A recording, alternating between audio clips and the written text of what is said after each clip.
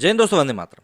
शमशेरा के बारे में बातें इस समय चारों तरफ चल रही हैं, लेकिन ये बातें अगर पॉजिटिव वे में होती तो शायद मूवी के लिए काफ़ी अच्छा होता। ये बातें चल रही हैं सिर्फ और सिर्फ इस मूवी से जुड़ी हुई नेगेटिविटी को लेकर, क्योंकि ये मूवी जितनी हाइप के साथ रिलीज हुई थी, पब्लिक को उतनी पसंद आई नहीं है। थिएटर्स में जो कलेक्शन निकल कर सामने आ रहा है वो साफ तौर पर ये बताने के लिए काफ़ी है कि पब्लिक ने शमशेरा को सिरे से नकार दिया है। ऐसे में अब बारी आ जाती है ये जानने की कि दरअसल क्या वो बड़ी गलतियां हुई हैं जिसके कारण शमशेरा फ्लॉप हो गई है। तो इस वीडियो में हम लोग ऐसी ही कुछ 3 से 4 कारणों के बारे में बात करने वाले हैं, जो कि मुझे लगता है कि शायद शमशेरा को फ्लॉप करने के लिए काफ़ी है। क्योंकि मूवी ने 3 दिन में मात्र 30 करोड़ रुपए का कलेक्शन किया है, जहां पर इसका बजट है 150 करोड़ रुपए, और आने वाले दिनों में तो इसका कलेक्शन सिर्फ नीचे ही जाएगा। तो बॉक्स ऑफिस कलेक्शन से तो ये मूवी मतलब अपना पैसा निकालते हुए दिखाई दे नहीं रही है। तो ऐसे में एक शॉर्ट एनालिसिस तो करना ही पड़ेगा और समझना पड़ेगा कि भाई आखिर ये मूवी फ्लॉप क्यों हो रही है। बहुत ज़्यादा उम्मीदें थी। फिल्म के टीजर और ट्रेलर को देखने के बाद कुछ लोगों ने तो यहाँ तक अनुमान लगा लिया था कि ये फिल्म साउथ सिनेमा को टक्कर देने वाली है। इसकी कमाई बॉलीवुड की दशा और दिशा दोनों बदलने का मादा रखती है। लेकिन रिलीज के दूसरे दिन ही समझ आ गया कि फिल्म फ्लॉप होने की ओर है। जी हाँ, मैं बात कर रहा हूँ यहाँ पर रणबीर कपूर की कमबैक फिल्म शमशेरा की, जो कि बॉक्स ऑफिस पर ढेर होने की तरफ कदम बढ़ा चुकी है। इस फिल्म ने रिलीज के बाद 3 दिनों में 30 करोड़ रुपए का कलेक्शन किया है, जो कि अक्षय कुमार की डिजास्टर फिल्म पृथ्वीराज से भी कम है। इसने 2 दिनों में ही 23 करोड़ रुपए कमा लिए थे। खैर, अगर हम इस फिल्म के फ्लॉप होने के कारणों की बात करें तो सीधी सी बात यही है कि हाथी के दांत दिखाने के कुछ और खाने के कुछ और होते हैं। मतलब कि नाम बड़े और दर्शन छोटे। बॉलीवुड क्या हिंदी फिल्म इंडस्ट्री के बारे में सोचने वाले हर शख्स को लगा था कि शमशेरा के जरिए न सिर्फ रणबीर कपूर कमबैक करेंगे, बल्कि साउथ सिनेमा और हॉलीवुड के सामने लगभग हथियार डाल चुके बॉलीवुड भी कमबैक कर पाएगा। लेकिन इस बार भी उम्मीदों पर एक बार फिर से पानी फिर गया, ठीक उसी तरह जिस तरह लोगों ने अक्षय कुमार की फिल्म सम्राट पृथ्वीराज से उम्मीद लगाई थी। सम्राट पृथ्वीराज की तरह शमशेरा के भी भव्य होने का दावा किया गया था।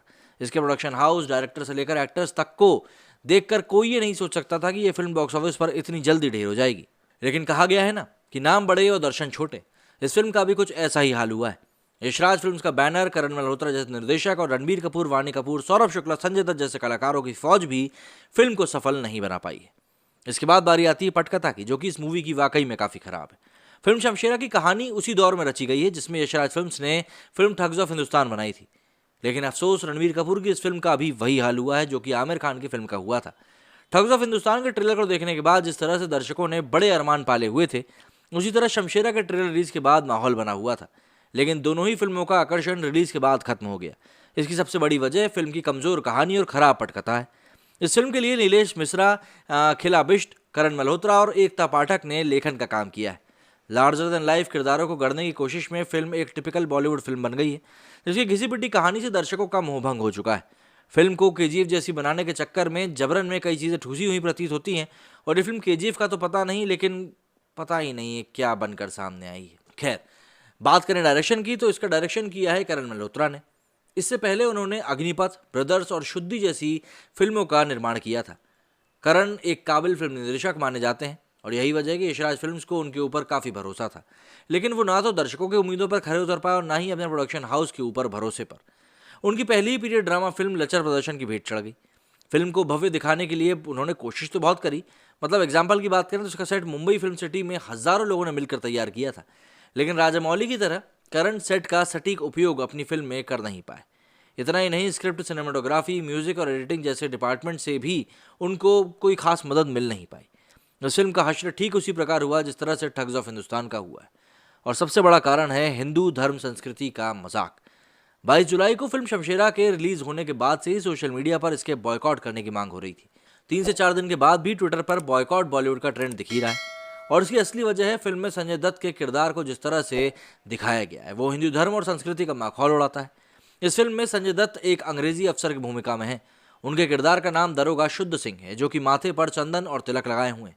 उनके सिर पर ब्राह्मणों की तरह चोटी भी है। खलनायक के किरदार में संजय दत्त इस रूप में लोगों पर जुल्म करते हैं। ऐसे में लोगों का सवाल है कि हिंदू धर्म से जोड़कर किरदारों को गलत आखिर क्यों दिखाया जाता है। वैसे भी बॉलीवुड में ये चलन बहुत पुराना है। इसके फिल्मों में दिखाए जाने वाले नेगेटिव किरदार अक्सर गले में रुद्राक्ष, माथे पर तिलक लगाए हुए ही दिखाई देते हैं।